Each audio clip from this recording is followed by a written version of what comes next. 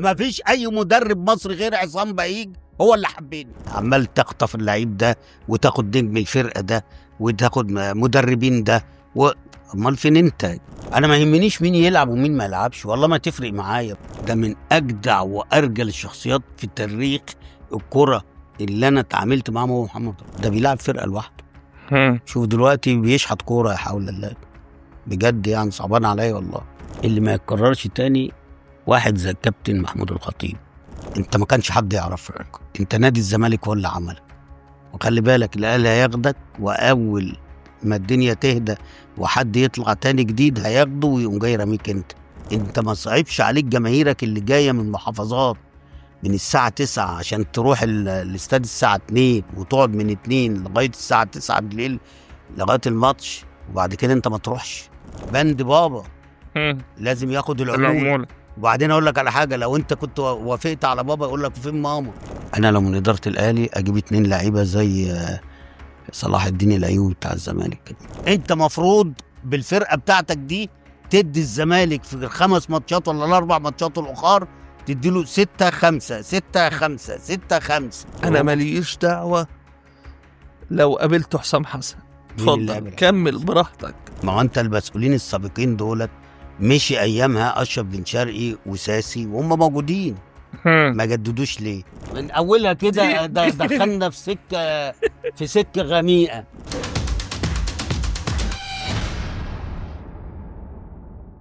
بسم الله الرحمن الرحيم. حلقه جديده ويوم جديد واسبوع جديد مع رضا عبد العال في عدك.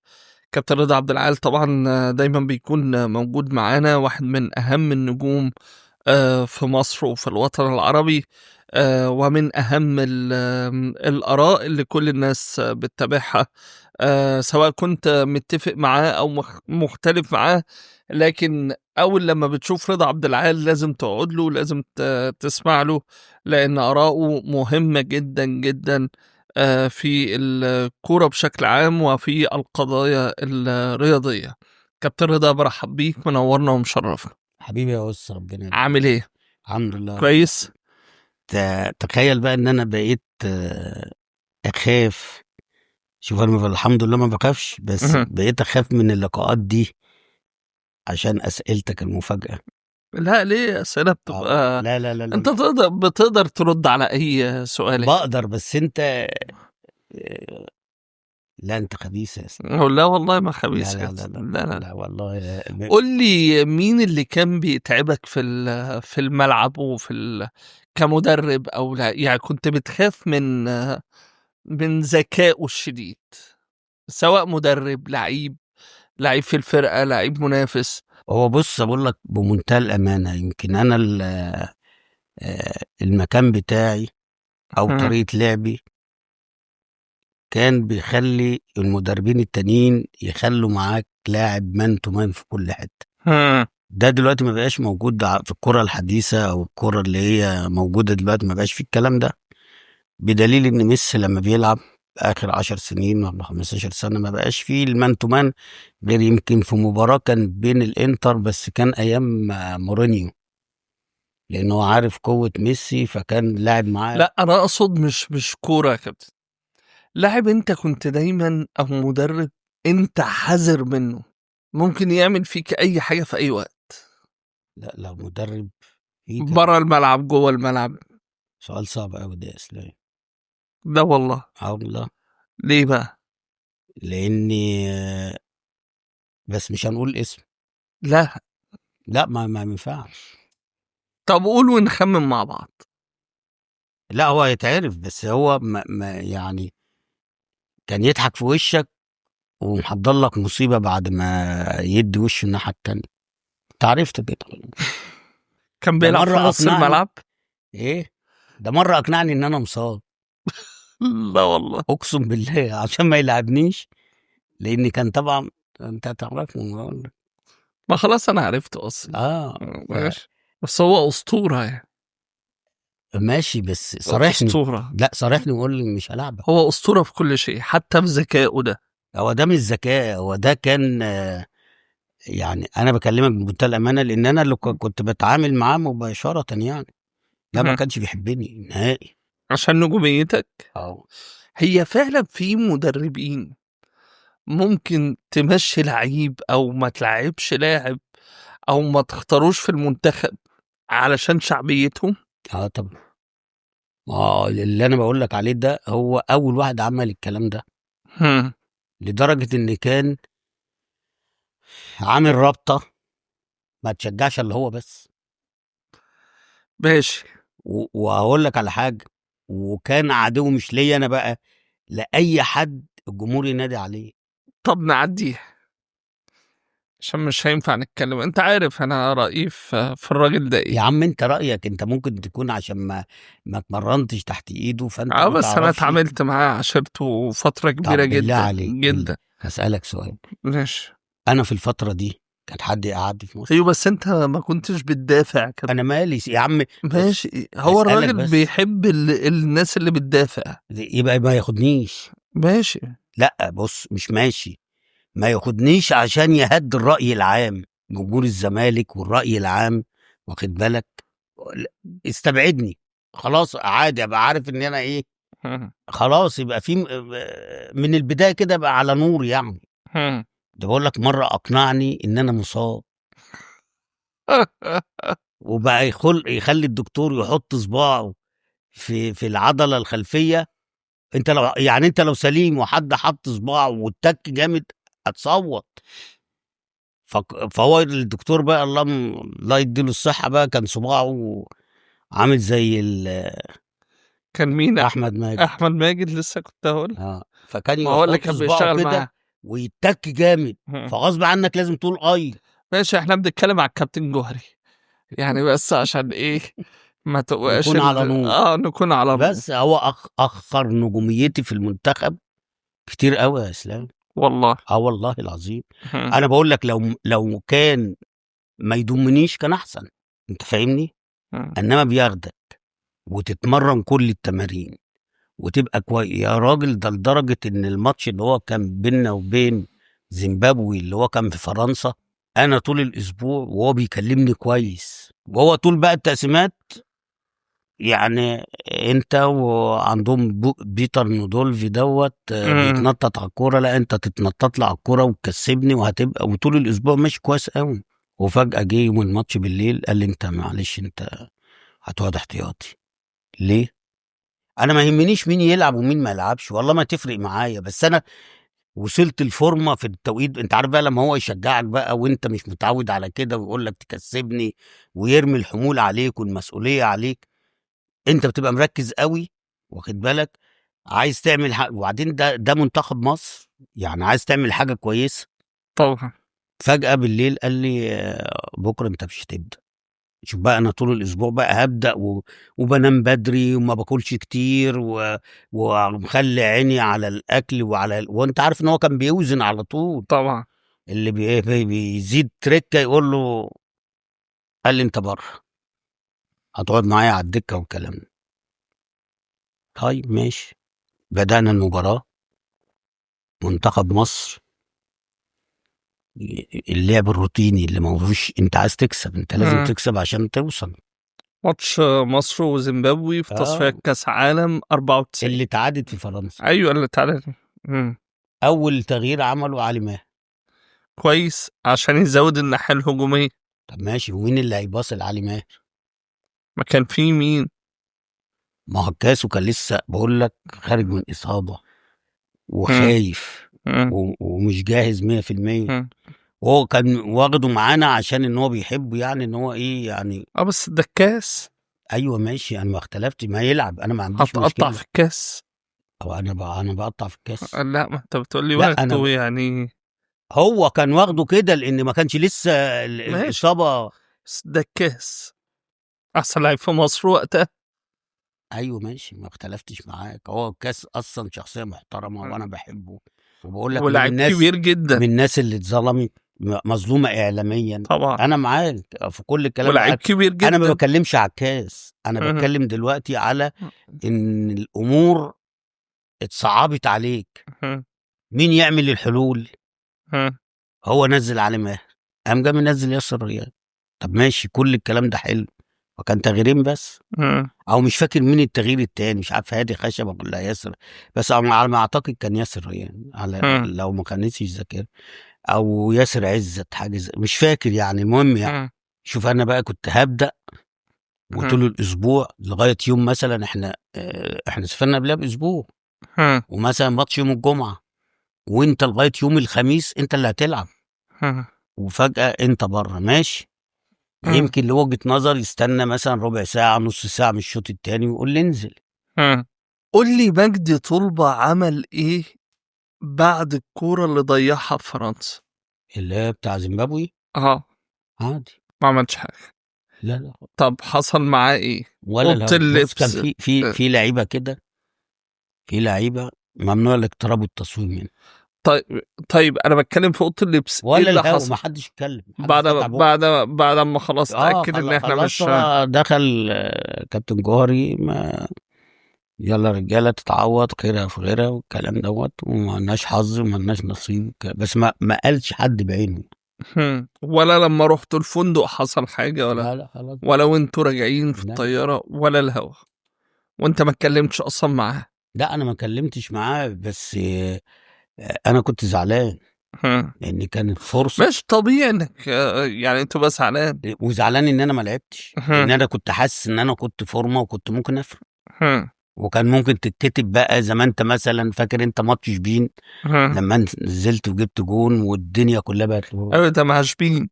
لا ماشي، طب ما هو ده منتخب مصر يا حبيبي، وقدام ايوه انت زيمبابوي. بتلعب زيمبابوي. زيمبابوي ماشي. لا لا، زيمبابوي كانت بتشحت كوره في لا الماتش ده. كانت فرقه جامده. لا لا لا لا لا لا انت هتقارن زيمبابوي بشبين؟ يا عم، طب ما انت الماتش اللي هنا ما انا اللي شايله وانا اللي عامل الجونين، الماتش اللي كان هنا في الاستاد والجمهور وبتاع طب وهناك يعني. بقى ما فيش فالدنيا انت خلي واخد بالك انت، عليها. لا هناك كان جمهورك اكتر من جمهورهم، خلي بالك. كان في جاليه مصريه هناك كانت اكتر من الجاليه الزيمبابويه اللي هناك موجوده. كنا احنا جماهير اكتر، وعلى فكره العربيات كانت ماشيه قدامنا واحنا رايحين الاستاد كلها ماسكه علم مصر، كانك في مصر بالظبط، والملعب كمان حاجه كانت مين اللي كان خايف من اللعيبه يلعب الماتش ده؟ بص هي كانت في لعيبه عارفه ان هي هتلعب، زي مين؟ حسام وابراهيم وهاني رمزي، كل الرجاله دي في لعيبه بتبقى عارفه. اللي هي رجاله الجوهري. اه بالظبط كده، انت جبت الخلاصه. ومين بقى اللعيبه اللي هي كانت اصلا مش عايز تلعب ماتش زي ده؟ مش حاجات مش عايزه تلعب. يعني انا مثلا في التغيير بتاع علي ماهر وهو بيسخن، احنا قمنا كلنا نسخن، تمام. فعلي لما اتنادى عليه اتخض، هو مش اتخض من اللعيبه، اتخض ان هو يشيل مسؤوليه كرة يضيعها ما يبقاش كويس، انت فاهمني، لان كان لسه منتخب اولمبي هو وياسر ريان وهادي خشبه، كل الجيل ده كله كان لسه منتخب اولمبي، والكابتن جوري كان ضامنهم كلهم. بس فهو يعني في لعيبه كان لها اسماء هو اللي اتنادى عليه، فطبعا هو مش اتخض من الماتش قد ما اتخض من ان في لعيبه تقيله حواليه وبتسخن وهو اتنادى عليه. طب انت ما انضمتش ليه بعد الجوهري في المنتخبات؟ مين اللي مسك بعد الكابتن جوهري؟ اه دكتور طه. طه اسماعيل الكابتن فاروق جعفر، طه طب انا كنت اسماعيل معاه، وفاروق جعفر. اتضرب فيا زومبا عشان ما نزلتش لعبت كوره مع مسؤول، واخد بالك، كان عايز نلعب كوره خماسي معاه وانا مره رفضت. مين؟ مش رفضت، كان ساعتها كان عندنا معمار، شيلها بقى. لا نشيلها ليه؟ دي حاجات بس هو التانية. كان عايز يلعبنا كوره، وكان عندنا ماتش مهم اللي هو كان مع اول ماتش الافتتاحي ده، كان مع مين اللي ايمن منصور جاب في جون في اول كام ثانيه كده، اللي هو متسجل باسمه لحد دلوقتي. في افريقيا اللي كانت في الجابون 94 في 94. الجابون، كان فرقه الجابون والبطولة كانت في الجابون. لا في تونس. في تونس 94 في تونس. ماتش الجابون. فلقيتهم بيكلموني في الاوضه وانزل البس لبس التمرين وانزل ليه هتلعب خماسي، قلت لهم لا انا رجليها تعبانه، وفعلا كانت كنت مغبوط خبطه كده في انكل رجلي، فانا قلت ايه اريح للماتش. بعديها ما شفتش الملعب تاني. يعني انت استبعدت علشان ما رضيتش تلعب ماتش خماسي؟ دي بقى اول مره حد يعرف. طب ما حاولتش تكلم الدكتور عبد المنعم عمارة ليه؟ ما كنتش اعرف ان يعني ما لعبتش عشان ان انا ما نزلتش العب. امال مين اللي قالك ان الدكتور عمارة عرفت هو بعد السبب؟ كده بعد البطوله. مين اللي قالك؟ ايه؟ مين اللي قالك؟ ناس كانوا في الجهاز ساعتها. ايوه مين؟ ناس كانوا في الجهاز ماشي، ما هو ده تاريخ، ايوه ما تاريخ. ما لازم نعرف وقالوا مين. ما للشيخ طه. جايز تكون المعلومة غلط. لا لا لا مش غلط.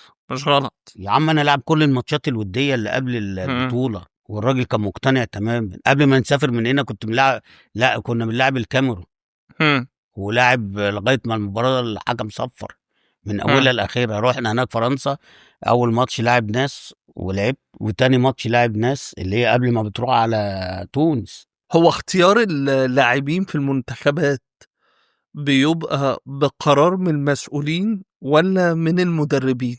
على حسب شخصيه المدير الفني. يعني مثلا ايام الكابتن جاري والكابتن حسن شحاته، مع اني ما اتعاملتش مع كابتن حسن شحاته بس عارف ان اختياراته ايام الجار اختياراته. في ناس تانية بتتفرض تلعب وتتاخد. مين اللي كان بيتفرض؟ يعني انا لما كنا في سنه 94 اتفرض على الدكتور طه لعيبه بالذات من نادي الاسماعيلي. دكتور طه اسماعيل طبعا اتفرض عليه لعيبه من الاسماعيلي. 94 ايه؟ بشير عبد الصمد ولا كتير؟ لا عد في الفتره دي كان كام لعيب من الاسماعيلي مضمون. ايوه بس الاسماعيلي كان افضل فرقه في مصر ما ساعتها. اختلفتش معاك، بس في لعيبه ما انا مش عايزين يعني نقول اسماء. لا ليه ما تقول لا اسماء؟ لا لا. ما هو مين ما اللي كان ينفعش موجود؟ ما ينفعش. كان حمزه الجمل، عد بقى عد. بشير عبد الصمد، سعفان الصغير، فوزي جمال، مين تاني؟ ياسر عزت وياسر عزت، احمد قناوي واحمد قناوي. ادي 6. ايوه ماشي، بس واحمد رزق. مش كانوا واخدين منكم يعني بينافسوكوا بشكل كبير جدا في 94؟ مش ده وقت ماتش الاهلي والاسماعيلي اللي كان في اسكندريه؟ لا كان قبليها بسنه. ايوه ماشي. لا ما هو انت بعديها بسنه ده المنتخب كنا بنلعب في البطوله اللي هي بتاعه ايوه ما هو طبيعي فرقه الاسماعيلي احسن فرقه في مصر في التوقيت. ايوه طيب ماشي، ما طبيعي يبقى فيه 5 أو 6 لعيبه من افضل فرقه في مصر. كانوا اكتر من 11 لاعب. عمرها حصلت دي؟ ايوه لان هم كانوا الافضل وقتها. كان افضل لعيبه كان احمد العجوز، كان بشير ماشي، وحمزه، محمد فكري الصغير، حمزه الجمل ماشي، سعفان الصغير كان سعفان كويس. طيب ما اختلفناش. وسعفان ما كانش بيلعب اساسي. انا بكلمك على الانضمام. طيب ماشي، انا بقول لك ناس اتفرضت. يعني انت مثلا من مين بقى؟ مين اللي كان بيفرض؟ سيادة الوزير اللي كان بيفرض. ده كان دكتور هو رئيس عمار. البعثة. كان هو اللي رئيس البعثة كمان. هي دي الفترة اللي بس أنا شايف إن الإسماعيلي كان طبيعي إن أيوة ينضم طبيعي، منها بس مش 10 11 لاعب في التوقيت ده. بص أنا قلت لك اللعيبة المميزة في التوقيت ده كان ساعتها أحمد العجوز ما حدش يختلف عليه، حمزة الجمل ما حدش يختلف عليه، بشير عبد الصمد، سعفان الصغير، واخد بالك. مين تاني؟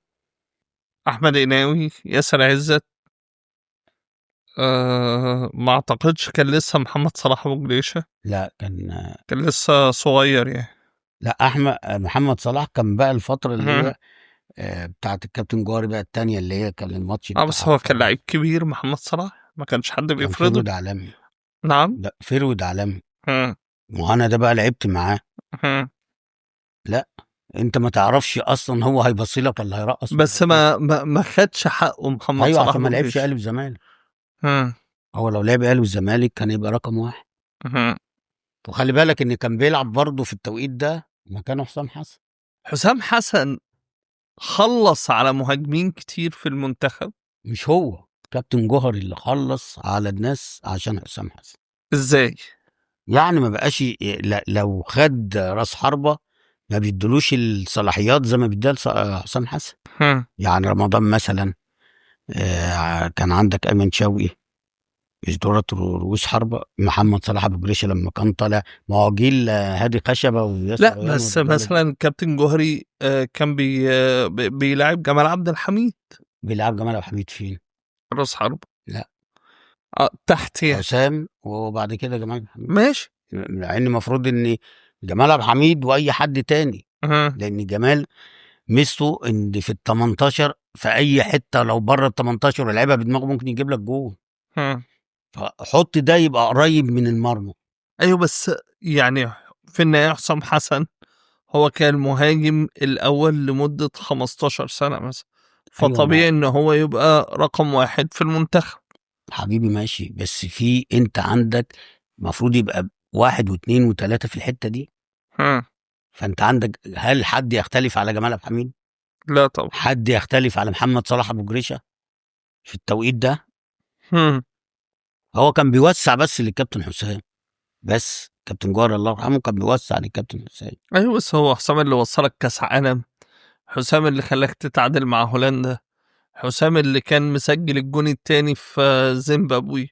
حسام مهاجم ما يتقارنش بأي مهاجم لا الجون ما الثاني، عدا جمال عبد الحميد يعني. الجون الثاني كان جايبه اشرف قاسم من ضربه جزاء ولا الاولاني؟ لا الأولاني. الاولاني من ضربه. الأولاني.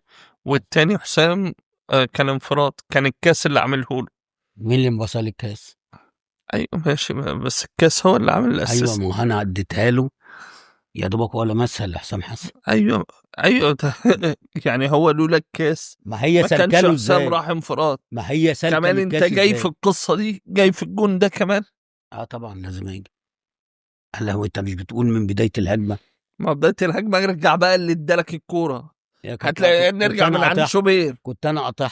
ماشي نرجع من عند لا لا شوبير. لا لا لا كنت انا اللي قاطعها، كان الراجل عملت عليه ضغط فالكره طولت منه فعملت تاكلين وحطيتها الكاس، قام جه حطيتها لحسام حسن فرد زي الجون بالظبط اللي ايوه هو. بس حسام، خلينا نرجع لحسام. حسام ما يتقارنش يعني لا لا ما بص، يعني اصل كلامك ده كابتن رضا معناه ان الجوهري كان بيجامل حسام حسن، وحسام حسن ايوه كان ما بيجامل. ينفعش. لا بص كان في ما وقت من ينفعش انه الاوقات، لا يتجامل. لا اسمع بس. انت طب اقول لك على حاجه، كاس الامم اللي انا هو ماليش دعوه لو قابلت حسام حسن. مين اللي اتفضل قابل حسام كمل حسن؟ براحتك.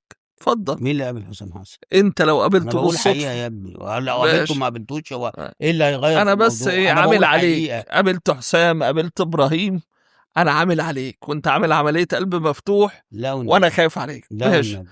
انا حسام حسن افضل مهاجم في مصر وما كانش بيتجامل من الجهد. لا كان بيجامل، بدليل ان كان بيلاعب براحتك. جمال عبد الحميد كان بيلعبه يعني زي بالظبط ان هو ايه بيجامل جمال عبد الحميد، انما جمال عبد لا الحميد في جمال الوقت عبد ده ما الحميد بيجاملش. يعني ما يجامل زي ما بص، ما هو برضه كان في مجاملات في نص الملعب وورا عشان لعيبه معينه. ايه مشكلتك مع حسام وابراهيم يا كابتن رضا؟ ما فيش حاجه والله، لا في. والله ما في، لا لما رحت الاهلي كان برضو في مشاكل ما والله بينكم. العظيم ما في، لا حصل مشاكل. والله ما في. انا بحلف لك والله اللي هو اعلى من اي حد ماشي. واغلى من اي حد. هو انا هيبقى فيه وهقول لك مش هقول لك، لا هقول لك. بس انت دايما كنت بتميز محمد رمضان وعلاقتك بمحمد رمضان يا عم محمد رمضان ده وايمن. لعيب كبير وما خدش حقه. حلو قوي. انا بص انت يبقى دلوقتي. انت كنت بتميز محمد رمضان. ايوه ليه؟ وحسام كان بيحس انك انت بتميز محمد رمضان. ليه؟ تقول لي مفيش مشاكل. لا دي مش مشاكل، ده انا كلاعب كوره اه احب محمد رمضان العب معاه وما احبش حسام حسن العب معاه. وانا قلت لك فعلا. الكلام ده والله. حسام دايما مدي ظهره للجون وعايز الكره تحطها له في رجله. انا كراجل نص ملعب انت بتقول عليا صانع العاب ازاي؟ لا عشان انا بعمل صناع العاب تاريخي. ايوه، عشان ان انا بحطها لك تروح للجون تجيب جون. تمام. انما انت لما تدي ظهرك للجون وتبقى وشك لوشي وعايز الكره في رجلك، انا ما بحبش دي. انا رمضان مره في ماتش المقاولين نزل 10 دقايق خلاني نجم المباراه. عمل تحركاته خلاني عملت 3 4 انفرادات في اخر 10 دقايق في ماتش المقاولين من تحركات رمضان، وانا اللي خدت، يعني هو السبب انا خدت نجم المباراه. يعني انت عايز تقول لي ان محمد رمضان احسن من حسام حسن؟ احسن لعيب لعبت معاه، بيتحرك ويسهل لك المأمورية ان انت تحطها له كده. انا اللي بصيت مش هو. يعني يعمل كده وتبص تلاقيه قطع مره واحده يجبرك ان انت لازم تحطها له. هو بقى عشان الجمهور ما كانش بيحبه كان يصيطنا انا، بص الثرو، مع ان مين اللي اجبرني ان اعمل له الثرو؟ مم. تحرك رمضان. محمد رمضان الجمهور ما كانش بيحبه. ايوه ما بيحبوش عشان ان هو مش بتاع اونطه، اما مم. بيجيب جون فيحسسك ان الكره اوف سايد، فالناس ما كانتش بتحب، عايزين الاونطوي. هي دي كانت مشكلة محمد رمضان لما بقى مدير رياضي للنادي لا الأهلي. لا لا لا لا، هو اسلوبه كده، هو اسلوبه إنه كده. مش جماهيري، إنه مش. البرود، لا هو البرود ما بيعرفش يحتفل، مم. وبيقول لك خلاص نفكر في الكرة التانية. انا مم. جبت جون خلاص، ده شغلتي. هو مم. كان يقول لك ده شغلتي ان انا اجيب جون، لان لو ما جبتش جون ابقى اسوأ لعيب في الملعب. مم. فانا دوري اجيب جون واثنين وثلاثة، عشان ان انا اخر واحد بلعب قدام الفرقة، فانا اللي المفروض اقرب واحد للجون. فعدم جماهيريته دي هي اللي ما نجحتوش لما بقى مدير رياضي للمرة التانية في النادي الأهلي الفترة الأخيرة. لا، عدم نجاح محمد رمضان ان هو انا اعرف محمد رمضان واعرف شخصيته وقوته. مم. محمد رمضان ما حدش خلاه فشل الا مجلس الاداره. فعلا. ايوه، ليه بقى؟ هو لما خد القرار بتاع كهربا خده بناء على ايه؟ كان مم. بره مصر، والراجل وتجاوز في حق المدير الفني، وتجاوز مع، هنقول ساعتها كان هو المدير الرياضي، مم. صح ولا مدير الكرة؟ مدير رياضي ومدير الكورة ماشي الاتنين. يعني، المهم ان هو المسؤول عن الفرقه. تمام. فلما يتجاوز في حق المدير الفني وحقه، وتحصل الفاظ، والراجل يخرج عن النص، وهو يقول لك ينزل مصر وينزل يتمرن مع الناشئين لمدة شهر، والغرامة 1,000,000 جنيه. تيجي انت بعد ما خدت البطولة يرجع ويبقى نص الغرامة، وبعد كده الغرامة تشتغل. انت هزيك انت كمجلس إدارة لما تاخد القرار ده، تهز مدير الكرة ولا ما تهزوش؟ مم. فتهز. ده كان أول قرار. تاني قرار بتاع إمام عاشور، مم. اللي هو طلع ببقه وقال لك حصل تجاوز والكلام ده، وقلت 1,000,000 جنيه والكلام، وجي بعد كده القرار، العقوبة اتخففت، مم. ولعب في نفس الأسبوع، واخد بالك، والغرامة اتشالت. مم. فمين بقى اللي هز صورته قدام اللعيبة وقدام الجماهير؟ فعشان كده هو ما نجحش الفترة، انما هو لو سابوه، انا بقول لك ومتأكد كان حصل انضباط في أوضة اللبس، ما كنتش شفت الحاجات اللي هي حصلت دي تاني. تحب انت محمد رمضان قوي؟ والله ابدا، بس انا اشتغلت معاه كمان، يعني غير ان انا لعبت معاه كوره، اشتغل معايا مدير كوره. محمد رمضان هو اللي كان مقوي ظهرك، والكلام ده برضو اتقال لي يعني. تعرف انت يعني بسم الله ما شاء الله، في ناس بتبقى حابة تطلع كواليس كتير فبتكلمني انا، تقول لي اقعد اسأل رضا مش عارف ايه. هو لسه ماشي. انت ومحمد رمضان كنتوا عاملين لوبي وانتوا بتلعبوا علشان يعني او ضد حسام ابراهيم دايما. النبي يعني بص مش عارف انت ايه لا انت هتصدقني ولا تخبي، لا باين والله على وشك. يا جدع، اقسم بالله ما في حاجه من الكلام اللي انت بتقوله ده. ده من اجدع وارجل الشخصيات في تاريخ الكره اللي انا اتعاملت معاه، هو محمد رمضان. ماشي، هو راجل محترم جدا. لا لا، سنه بس. وعلى فكره مالوش في الكلام الفاضي ده بتاع اللي هو العصابات، وان هو يعمل جبهه، وان مالوش في الكلام ده. ايوه بس هو الوحيد لما تيجي تبص، الوحيد اللي صمد قدام حسام حسن من المهاجمين هو محمد بكورته، رمضان بكورته ومجهوده ومساعدتك وتفكيره وايه. وحبك ليه. لا انا بالنسبه لي يعني ماليش دور معاه. يعني انت لما كان بيبقى معاك الكوره يا كابتن رضا، ايوه هو بص، انت بتفضل مين حسام اللي ولا بيتحرك رمضان؟ والله لا. لا لا ولا اسمعني. لا لا لا لا، اسمع بس، هو احنا هنرجع بقى للكابتن فاروق سامع. والرجاله؟ لا مين يابا، ما كابتن فيش فاروق الكلام ده. والرجاله؟ يعني ايه كابتن فاروق والرجاله؟ يعني ما كان بيقول لك بيعملوا كومبينه على علي خليل، مش كان اي بيقول لك طبعا، الكلام ده؟ ما الكوره كلها صراعات لا لا ومؤامرات. خالص. والله انت عارف، انت اول واحد عارف. يا جدع ما فيش الكلام ده معانا احنا، انا معايا بالذات اقسم بالله ملايكه. ابدا. ما بص تقوليش ان انا، انتوا ملايكه. لا, لا ملايكه. بص انا بتكلم عن نفسي، اقسم بالله ما كنت انا كنت احب لعب علي ماهر واحمد كشري اي حد الا حسام حسن. ليه ما عشان بيتحرك. لا عشان الخناقات اللي كانت بتحصل في التمرين. لا انا بكلمك والله العظيم ما حصل الكلام ولا في دماغي. طب وليد صلاح برضه كان ان هو برضه ما بيتعمد ان ما يدلوش. يا عم ما فيش في الكوره كده بالنسبه لنا احنا، ماليش دعوه قبل كده ده ولا حسام بعد كده. حسن ده جبل ان إن شاء الله. يتحمل ويفضل المهاجم رقم 1 في الاهلي وفي مصر يدعي للكابتن جوهر طول السنين دي كلها. يدعي للكابتن جوهر لا بمجهوده. يدعي للكابتن اكبر الجوهري واكبر كل لا المدربين. هو كان برضو. الجوهري بيدربه في الاهلي. لا اسمع الكلام، يدعي هو بقى عميد لاعبي العالم ازاي؟ ايوه عشان ماتشات كتيره. حسام حسن ما يتكررش يا كابتن لا رضا، بصرف يتكرر. النظر عن الخناقات والمشاكل. لا اصل ده مش موهوب. بص اللي ما اللي يتكررش. كانت ما بينكم. اسمع حسام حسن راح مع كل نادي عمل انجاز. بص اللي ما يتكررش تاني، واحد زي الكابتن محمود الخطيب، واحد زي الكابتن طاهر ابو زيد، وحسن شحاته، فاروق جعفر. الناس دي حسام حسن.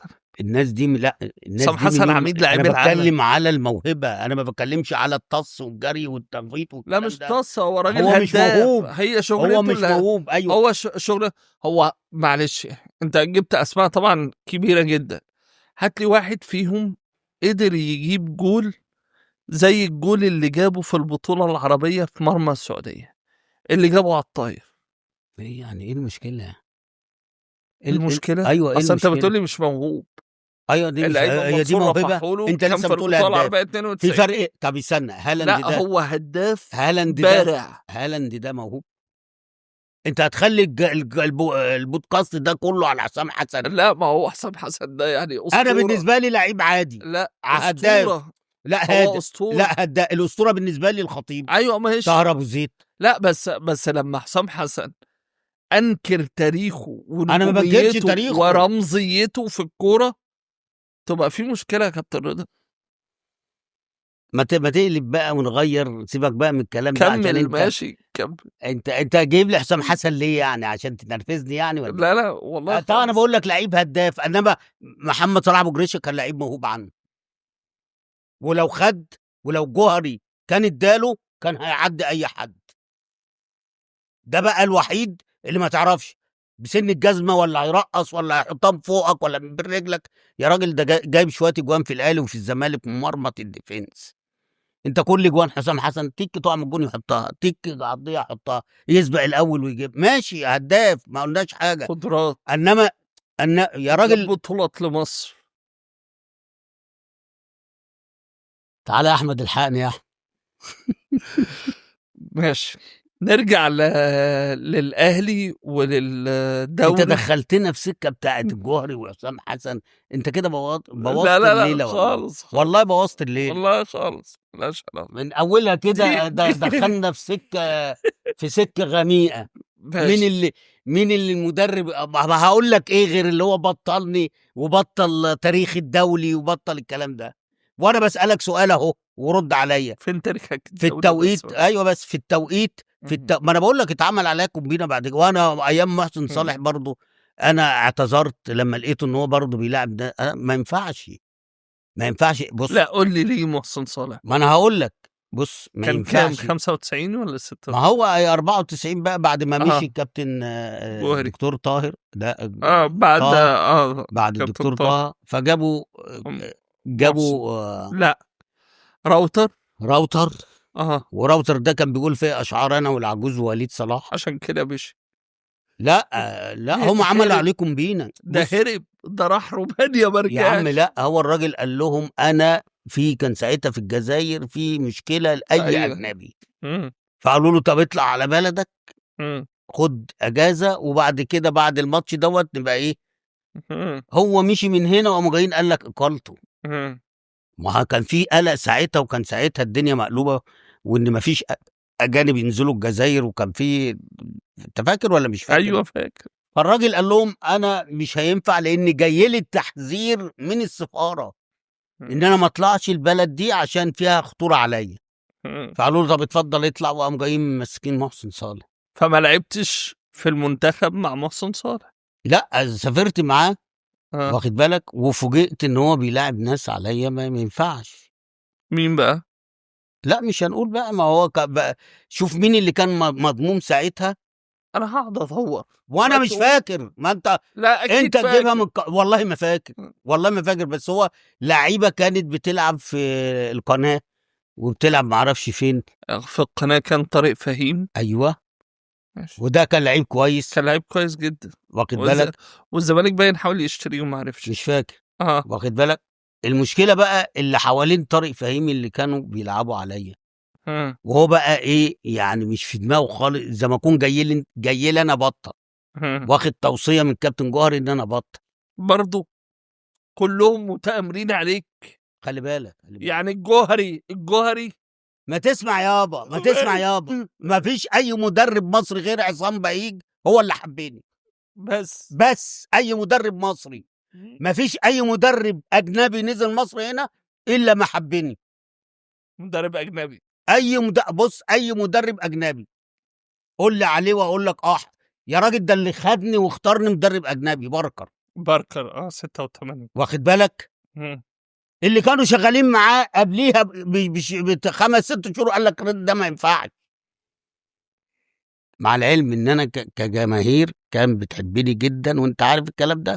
طبعا.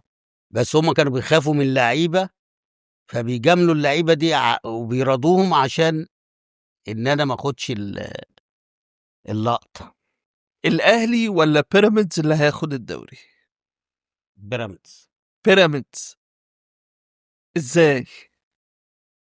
كل حاجه في صالح بيراميدز، كل حاجه. ايه يعني خسر ماتش؟ بس مش مع الاهلي. ليه؟ لان الاهلي عنده جماهير، عنده فريق دلوقتي كانوا نفعوه، بقى قوي. كانوا نفعوه. بيكسب انت بتبرق ليه بالخمسه، الاول؟ بيكسب خمسه، ما يكسب 5. بيكسب 4. حلو الكلام. طب ما تلعب على ملاعب الفرق دي، وريني انت هتعمل معاهم ايه.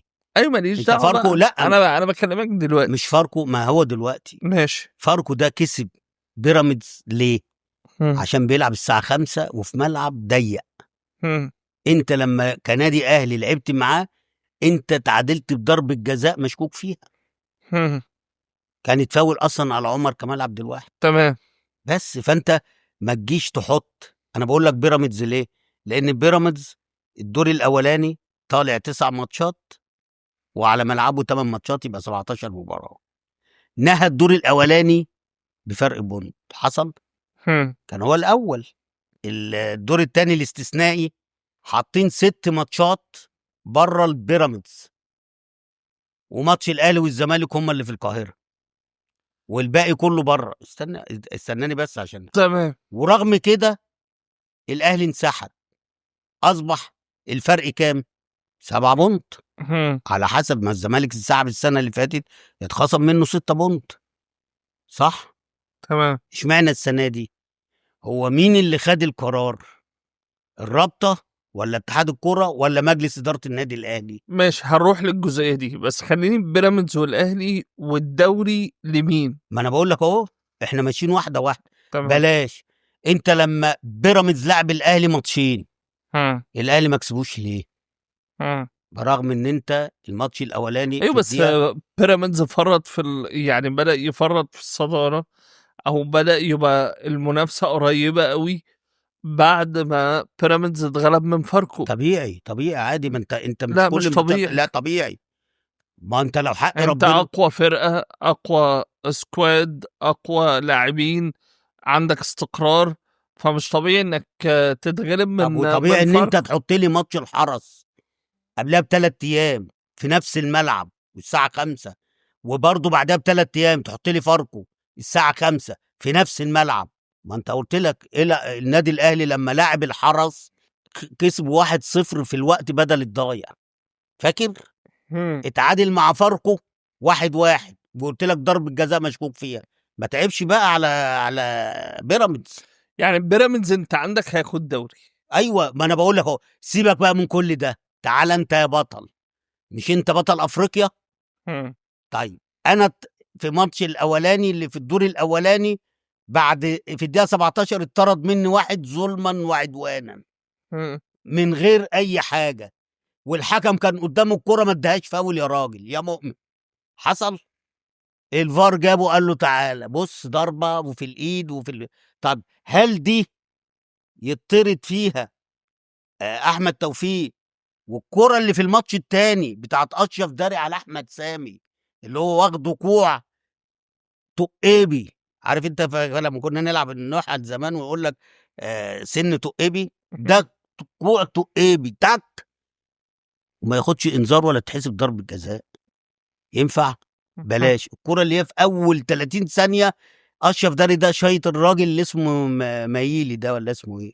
فيستو مايلي. مايلي، واخد بالك، في وشه خد انذار. ايوه بس ده الحكم اجنبي، فهنعمل ايه؟ بيجامل؟ ما بيجامل بيجاملش، طبعا. لا طبعا. أو. طيب الاهلي دلوقتي اتخلص من قيود كولر، كسب حرس الحدود 5، كسب المصري 4، فده راجع للعيبه وثلاثة بتروجيت. راجع للعيبه ان هم بقوا خلاص شايفين ان بطولة الدوري دي هي طوق النجاة بالنسبة لهم بعد ما خرجوا من دوري الابطال. لا طبعا هم انفجروا، لان الفترة اللي فاتت بتاع كولر كلها كل لعيب مش حاسس بامكانياته وقيمته، فكان بيلعب بدماغ كولر، واللي كان بيشز عن تعليمات كولر كان ما بيلعبوش تاني وما بتشوفوش تاني. زي مثلا حسين الشحات وبن شرقي الفترة الأخيرة، لو هو وقبليهم كان طبعا قفشه، وقبليهم كان احمد عبد القادر، وقبليهم يعني اللي هو ما بيجيش على هواه في الحته الدفاعيه يقول لك ايه لا. ومحدش، المشكله محدش بيقدر يتكلم ولا يتدخل ولا يقول له ده ليه وده. ده لعيب مؤثر ولعيب شايلك ولعيب ياما كسبك، واخد بالك. فهم كانوا بيلعبوا بدماغ كولر وتعليمات كولر، فهم اللي وصلوا للحاله دي. اول ما هو مشي اللعيبه انفجرت، كل واحد بدأ يلعب بإمكانياته بقى، وبدأ يتحرر من القيود اللي كان عاملها له كولر. عشان كده كسب 3 بتروجيت، كسب 4 5 الماتش اللي هو بتاع الحرس اللي فات امبارح ولا اول امبارح بيكسب المصري 4، برغم ان هو كان متأخر 1، واخد بالك. فهي اللعيبه فنيا انفجرت. لو الاهلي خد الدوري هيبقى دوري امام عاشور؟ لا، هيبقى دوري الخطيب. هل دوري الخطيب لانه خد قرار برحيل كولر في توقيت مناسب؟ يعني ده انسب توقيت ان كولر يمشي من الاهلي؟ لا، انسب توقيت كان من بعد السوبر الافريقي. من بعد السوبر الافريقي؟ طبعا. يعني القرار اتاخر. ما انا بقول لك من بقى، شوف بقى قد ايه من السوبر الافريقي ده كان في كام؟ في شهر 9 اللي فات. تقريبا 27/9. 27/9. طيب يعني شوف اتاخر قد ايه. احنا في شهر كام دلوقتي؟ في شهر 5. هو مشي في اخر 4 صح؟ شوف اتاخر قد ايه. 4 شهور 7 شهور. كان زمانك دلوقتي دغدغت بتشوكة، دغدغتهم وكنت لعبت مع الريال في النهائي. كان زمانك دلوقتي اول الدوري وانت حاطط رجل على رجل. كان زمانك دلوقتي ما خرجتش من صن داونز. مش دي البطولات كلها اللي انت خرجت منها؟ صح. شفت بقى كم بطولة هو فرط فيهم. طيب جوميز هو الأقرب إن يتولى قيادة الأهلي الفترة اللي جاية، ينجح مع الأهلي وهو الأنسب للأهلي، ولا هيواجه صعوبات؟ بص، اي مدرب يمسك الاهلي مش هيواجه صعوبات. اي مدرب، لان كل حاجة متلبية. بمجرد ما انت بتعمل كده كل حاجة بتتنفذ لك، واخد بالك. الفرق كلها مش لاقية تاكل، وانت الوحيد اللي منور. وانت حتى كمان مش سايب الفرق في حالها، عمال تخطف اللعيب ده وتاخد نجم الفرقة ده وتاخد مدربين ده امال فين انت كنادي بقى اكبر نادي في افريقيا؟ فين اعتمادك على نفسك؟ فين؟ فاعتقد ان انت لا بعد الصفقات كمان اللي الأهلي عملها. فين الصفقات؟ هو مفيش الا جراديشار اللي يعتبر هو افضل أشرف بن شرقي. لا لغايه دلوقتي لا. ماله أشرف بن شرقي؟ اخلص عليه كله، اخلص عليه. اذا كان ده طلع في مؤتمر وقال لك ما بيعرفش يدافع. شوف بقى اشرف بن شرقي اللي هو لما كان بيلعب سواء في الزمالك او بره، شوف اشرف ده بيلعب فرقه لوحده. هم. شوف دلوقتي بيشحت كوره، يا حول الله، بجد يعني صعبان عليا والله. ولسه جاي له تريزيجيه، ولسه جاي له زيزو، ولسه جاي له احمد عبد القادر. زيزو هيلعب في الاهلي ايوه ولا ممكن رجوعه لتدريبات الزمالك دي يبقى فيها كلام تاني مختلف؟ يا عم، بص، زيزو يلعب للاهلي وباع الزمالك في اقرب محطه له، باع الزمالك فيه. هم. لان هو انا بكلمك بمنتهى الامانه، يعني لو حصل الكلام ده، احنا طبعا في احتراف وكل الكلام ده، بس ما ينفعش ان انت ترفع قضيه على نادي الزمالك. هم. ما ينفعش ان انت تقول افسخ عقدي مع نادي الزمالك. هم. انت ما كانش حد يعرفك، انت نادي الزمالك هو اللي عملك. وخلي بالك الاهلي هياخدك، واول ما الدنيا تهدى وحد يطلع تاني جديد هياخده ويقوم جاي راميك انت. اسال كهربا، هم. وقبل كهربا الامثله كتير. هم. هات لي حد من الزمالك جه وعمر، وبعد ما بطل مسك حاجه في الاهلي. يعني انت على سبيل المثال، سيبك، هو انا يا بس لا انت نجم، يعني كنت رايح من الزمالك للاهلي وانت نجم. احسن، كنت احسن لعيب نص ملعب في مصر. اكيد ماشي، يعني مش مختلفين على المسمى، بس انا بتكلم ان انت كنت نجم وقتها. ايوه. نجم يعني زي زيزو نفس الحالة، نجم الزمالك. لا بس انا هنا مختلف. مم. هو كان انا اقصد ساعتها، انك انت كمان لا ما كانش فيه الاحتراف ما بالشكليه كملتش دي. كمان، يعني بعد ما هم ما بص، ما هو انت بص، المشكله ان انت لما جبت اول سنه دوري وتاني سنه وتالت سنه، الثلاث سنين دولت عملوا صداع للناس في النادي الاهلي. هم. رضا عبد بقى يجيب الدوري، الجمله كانت بتتعبهم. هم. فقال لك قعدوا بقى، احنا وقفنا على رجلينا بقى. بتتعب مين؟ بتتعب الناس اللي هي كانت المسؤوله في النادي الاهلي، هم. بعيد عن كاب صالح، لان كاب صالح كان في الوقت ده كان الدنيا مش، هم. صحته مش كانت احسن حاجه. وخلي هم. بالك السنتين اللي انا مضيتهم انا ما كنتش همضي الاهلي هم. لولا ان الكابتن صالح قعد معايا واتكلم معايا بمنتهى الشفافيه. هم. والله العظيم ما كنت همضي. طيب هرجع لزيزو وتريزيجيه زيزو واشرف افترى. اسمع بس الكلام، زيزو ما مشيش زينا. يعني هم. ما مشيش مثلا ان بعد ما هم مش عايزين يجددوا له، من بعد ما هم مثلا سابوه 4 5 جلسات من اول الموسم. واخد هم. بالك، هم بيقعدوا معاك ويجوا هم اللي بيخلفوا، يجوا يقعدوا معاك وهم اللي بيخلفوا. انما هم. الناس، انت على يدك قلت لي وصححت لي المعلومه ان هو كان عايز 80 مليون من اول السنه دي، هم. حصل؟ صح. وتوافق عليه ولا لا؟ توافق. طب لو مجلس الاداره، وده حقه، وكان قال لك لا من اول الموسم الجديد، هم. وده حقه، انا بقول لك اهو. هم. بس برغم كده وافق ان هو عشان ما يمشيش. هم. مين اللي افترى بقى كده؟ هم. مين اللي اتبطر على النعمه؟ هم. وخلي بالك، هي مش هتضم له كتير في النادي الاهلي. هم. خدها مني، لان انا انا عن نفسي ربنا كرمني عشان ما افترضش على نادي الزمالك. هم. لان انا الاخر جلسه انا اللي بروح وهم اللي بيهربوا. اوكي. في مسؤولين سابقين في الزمالك يقول لك احنا لو كنا موجودين كان زيزو بقى موجود في الزمالك وجدد عقده. مين اللي قال؟ قول لي مين المسؤول. مسؤولين سابقين. لا مين، ما هو انت المسؤولين السابقين دولت مشي ايامها اشرف بن شرقي وساسي وهم موجودين. هم. ما جددوش ليه؟ ولا هم. هم دلوقتي بس بيفتحوا صدرهم عشان ايه؟ يهيجوا الدنيا على المجلس اللي موجود، ويقول لك اهو زي مش عارفين يجددوا. لا، زيزو هو اللي بيماطل. هم. هم يعني انت مثلا بيقول لك 80 مليون اخدهم السنه دي، توافق عليه، حصل؟ هم. رجع تاني حط لك بند ايه؟ بند بابا هم. لازم ياخد العموله. العمولة. امال بقى لامين يامال ده بقى ابوه ياخد قد ايه؟ هم. واخد بالك؟ بند بابا.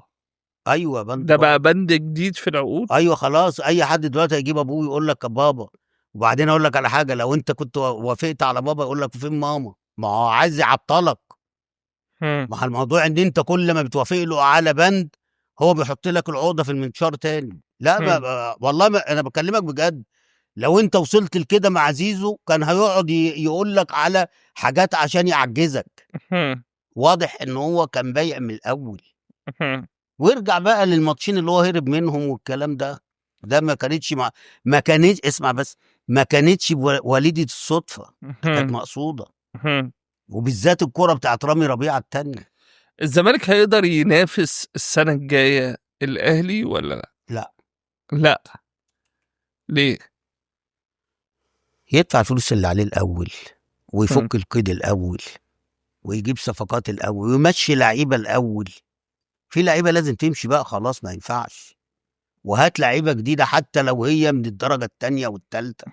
هات لعيبه جعانه كوره. زي مين بقى اللعيبه اللي في ممكن كتير تمشي من والله. الزمالك؟ لا انا بتكلم اللي تمشي من الزمالك. ما انت لو قلت لي هقول لك، ما انا قلت لك المره اللي فاتت. مم. طبعا عبد الشافي ربنا يشفيه ويعافيه وكتر خيره. شيكابالا يتعمل له ماتش تكريم كبير، واخد بالك، يليق باسمه وتاريخه. عندك مين تاني من كبار السن؟ عبد الله السعيد. وعبد الله السعيد شكرا برضه، تعمل له ماتش قوي زي شيكابالا. بس عنده عرض يا عم من بره. خلاص يروح. مم. يروح. لكن الزمالك ما يجددوش. لا هيجدد ايه يا اسلام؟ انا قلت لك يا اسلام. مم. واخد بالك مين تاني؟ ابني بقى على ناصر ماهر واحمد حمدي لو رجع من الاصابه ربنا يشفيه. بقى محمد حمدي ده يمشي، واخد بالك. جهاد ده اللي اسمه جهاد ده يمشي. محمود جهاد. لا يمشي. مم. بالك. انا نفسي اعرف بس فين قطاع الناشئين بتاع الاهلي والزمالك. مم. نفسي اعرف يعني انتوا بقالكم. يعني مطلعين محمد سيد في الزمالك راحت. وفي الاهلي انت محمد عندك عبد الله. انت عندك كام فرقه هنا وكام فرقه هنا؟ مم. يعني انت مثلا 17 عنده 4 فرق 19. هنا و4 فرق هنا طيب. مثلا. لما يطلع لي مثلا 10 لعيبه من الثمان فرق دول، مم. الاربع فرق مش هقول لك 10 لعيبه. يعني 2 لعيبه من كل فريق. بالظبط كده. مم. هتبص لبره تجيب حد من بره؟ لا طبعا. يس. يبقى انت كده ده اهدار ملعان.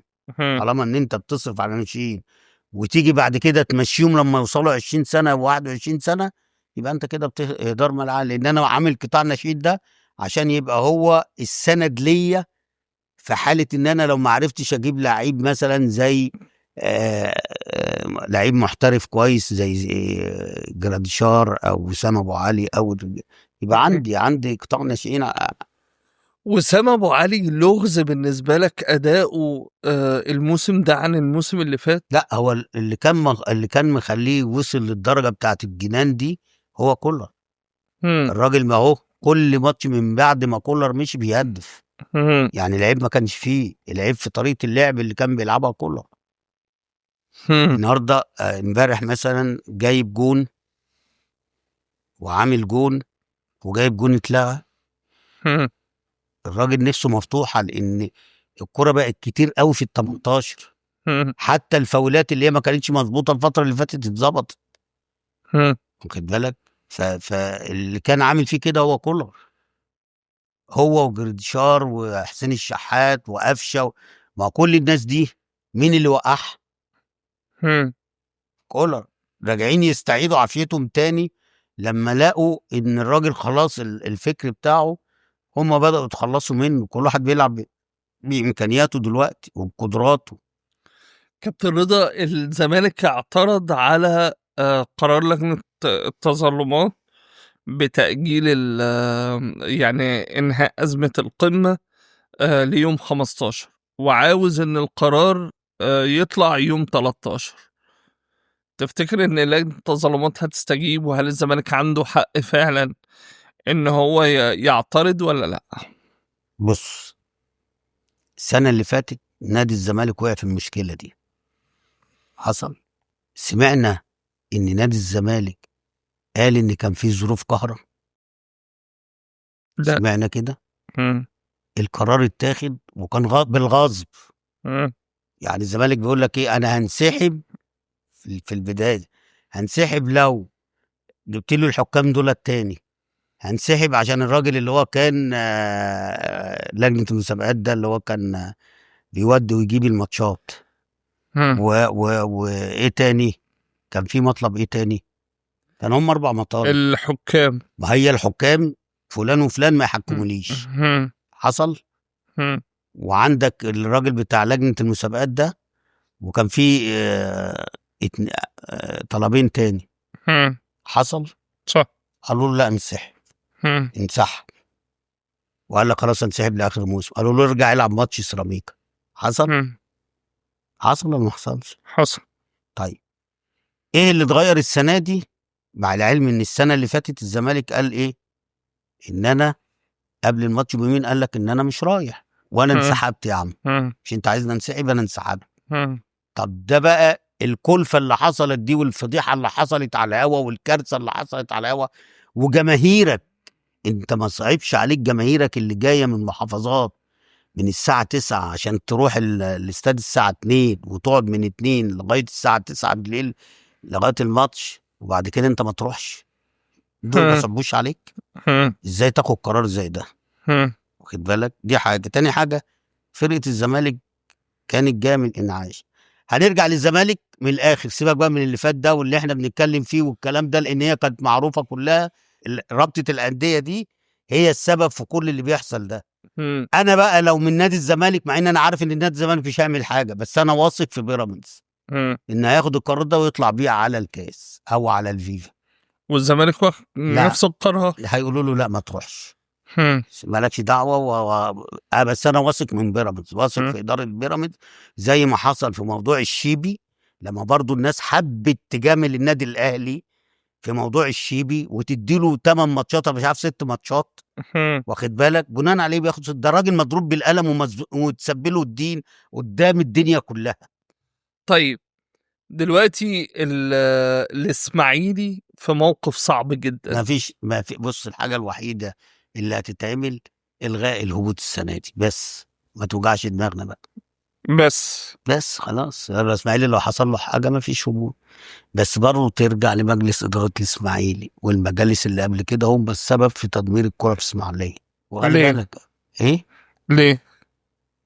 السنه اللي فاتت الله يرحمه الكابتن ايهاب بينافس على الهبوط لاخر لحظه، فاكر؟ صح. طيب السنه اللي قبليها النادي الاسماعيلي قبل الدوري ما يخلص كان ضامن ان هو يقعد لما كان حمزه الجمل ما موجود. لما واحد بيكسبني وعارف ايه ال ال ال الحاجات اللي هي الضعيفه اللي في فرقتي وبيكسبني وبيخليني اقعد، المفروض يقعد وتجيب له مطالبه وتنفذ له مطالبه، ولا تمشيه اللي هو حمزه الجمل في السنه اللي جه فيها ايهاب جلال؟ بتنفذ له المطالبه طبعا. ليه؟ لان الراجل على ارض الواقع خلى الدوري قبل ما ينتهي بثلاث اربع اسابيع كنت انا قعدت في الدوري خلاص. تمام. صح. يبقى انت بقى لما يجي يقول لك انا ليا 1 2 3 4 تنفذهم له. لا، قاموا جايين ممشيينه وجابوا الكابتن ايهاب جلال. كابتن ايهاب جلال الله يرحمه لغايه اخر ماتش وهو يا يقعد يا يهبط. حصل السنه اللي فاتت. وعلى فكره برضو دي الاعمار بيد الله، فممكن يكون من الضغط النفسي ده والعصبي عليه ممكن يكون هو السبب في رحيله، مع ان كل حاجه باعمار، بس كل واحد مكتوب له. بس انا بقول لك من الضغوط اللي كانت عليه طول الموسم ده، قعد فتره ما بيروحش النادي، فاكر؟ ربنا يرحمه يا رب. خلينا ارجع لزيزو. زيزو، انت حضرتك بتقول ان هو يعني في بعض الماتشات، لا، في ماتشين ضد النادي الاهلي خرج في الدقيقه 14 وفي الدقيقه 17، في من ضمنهم مباراه اللي هي رامي ربيعه نغز الكره من قدامه وهو وقع وقام جاي خارج. انا ساعتها كنت بعمل تحليل على صفحتي وقلت له انت بتهرب ولا ايه يا زيزو؟ لان الكره لما اتعادت ما شفناش ان رامي ربيعه لا خد رجله ولا انكر رجله ولا رجليه لفت ولا اي حاجه. طب خرج ليه؟ فانا ساعتها نوهت عندي على الفيديو وقلت له انت مفيش اصابه، بتخرج ليه؟ انت هربت ولا ايه؟ ده كان عندي على الصفحه، واخد بالك؟ وفعلا اتضح ان هو كان ماضي في التوقيت دوت، فهو بايه مش عايز يكمل الماتشات اللي هي بتاعت الاهلي. فعلا. ايوه، انا بقول لك ماتشين ورا بعض يا اسلام، ما ترجع للتاريخ. ما انا التانية دي تاكد لك، لان ما حدش لمسه ولا بص، ما انا كان في ساعات بخرج من الملعب مصاب رجليا بتلف، اللي عند الاوتار تتقطع، فما اقدرش اكمل ورجليا تورم، واخد لي مثلا اسبوع 10 ايام 15 يوم قبل ما ابدا اتمرن تاني. ده رجع بعديها على طول يا اسلام، والعلم ان لا رجليه لفت ولا رامي ربيعه ضرب. اسال رامي ربيعه قول له انت لمست زيزو في الكره دي، فهرب. فانا ساعتها انا اقسم بالله ولا كنت اعرف ان هو ماضي ولا الكلام ده، فانا نويت انت بتهرب ليه؟ ده هي الماتشات التقيله دي اللي بتعمل النجم. ماتشات الاهلي والزمالك دي هي اللي بتخلي اللعيب عمره طول في الملاعب بسبب ماتش، سواء بيلعب في الاهلي وجاب جول او في الزمالك وجاب جول. ما بالك بقى انت نجم النجوم ونادي الزمالك في التوقيت ده انت نجم المفضل، لان شيكابالا ما بيلعبش. فلما الدنيا كلها يبقى الحمل عليك وانت تهرب، يبقى كده في حاجه غير طبيعيه يعني. الخلاف اللي ما بين الاهلي ورامي ربيعه هو لسه ما اتحلش؟ لا لسه. امال في ناس بتقول لك ده كانوا كاتبين على المواقع ان هو خلاص جدد 25 مليون في الموسم. لا لسه ما جددش. مم. شايف ان طبيعي ان رامي ربيعه يستمر مع الاهلي ولا لا؟ عايز الحق، مم. انا لو من اداره الاهلي اجيب 2 لعيبه زي صلاح الدين الايوبي بتاع الزمالك كده. صلاح مصدق. اجيب 2 لعيب من دول يشيلوا الفرقه، لان فرقه النادي الاهلي الديفنس شوارع شوارع. شوارع. مم. هشوف امبارح دخل في جونين. مم. الماتش اللي هو بتاع بتروجيت، مم. كورتين طالعين من على الخط، مم. واحده ياسر ابراهيم والتانية حسين الشحات لما نزل من مم. على خط الجون. مم. الماتش ده خلص كام؟ 3-2. لو كرة من دول دخلت تعادل. ماتش المصري داخل فيه الجونين وكرة في القائم. يعني مش أزمة حارس مرمى، لا أزمة دفاع. لا، الاجوان اللي دخلت في ماتش المصري لا يسأل عنها الشناوي.